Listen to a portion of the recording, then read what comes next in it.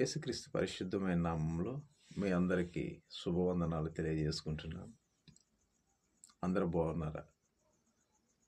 ఈరోజు దేవుని వాక్యము దావీదు కీర్తన 37వ అధ్యాయము 4వ వచనములో, యెహోవాను బట్టి సంతోషించుము, ఆయన నీ హృదయ వాంఛలను తీర్చును.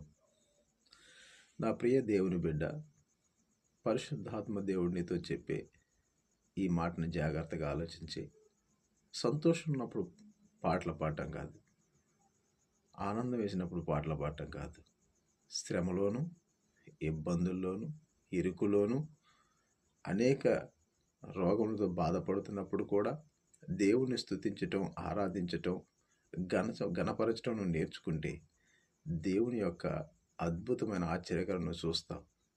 నీ హృదయ వాంఛనను దేవుడు తీరుస్తాడు.